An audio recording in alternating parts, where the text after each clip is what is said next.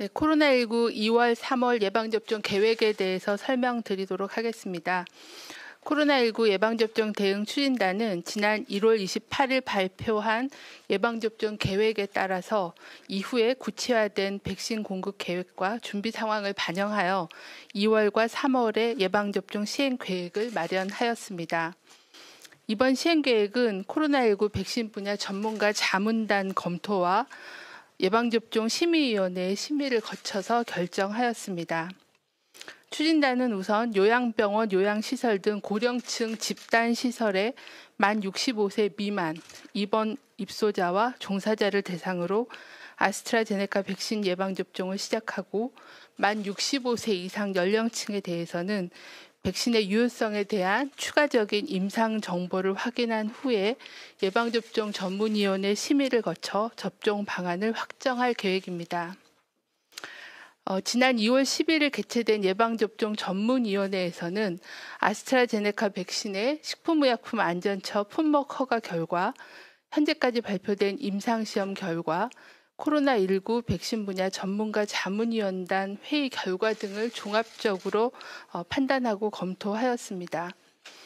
예방접종 전문위원회는 아스트라제네카 백신은 우리나라를 포함하여 유럽, 영국 등 50여 개 국가에서 조건부 허가 또는 긴급 사용 승인을 받았으며 65세 이상 고령자에서도 안전성과 면역원성이 확인되었고 중증 질환 및 사망 예방 효과도 확인하여 중증 예방과 사망 감소라는 예방접종 목표에 부합하는 백신이라는 점을 명백히 하였습니다.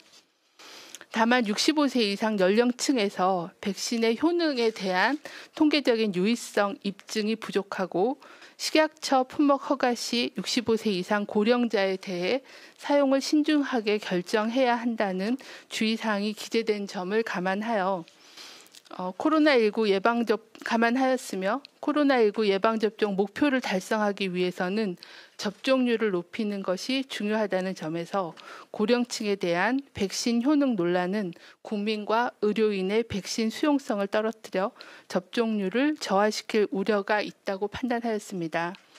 이에 따라 65세 이상 연령층에 대해서는 아스트라제네카 백신 효능에 대한 추가 자료를 확인하고 예방접종 전문위원회 심의를 거쳐 예방접종을 시행하는 것으로 결정하였습니다.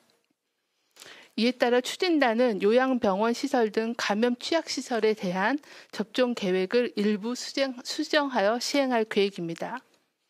요양병원, 요양시설 입원 입소자 및 종사자에 대해서는 만 65세 미만 27만 2천여 명을 대상으로 2월 26일부터 아스트라제네카 백신 1차 예방접종을 시작할 계획입니다.